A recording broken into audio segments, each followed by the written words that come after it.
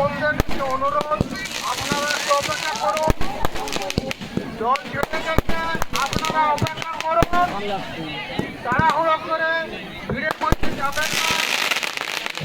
যাওয়ার পর আপনারা যাবেন।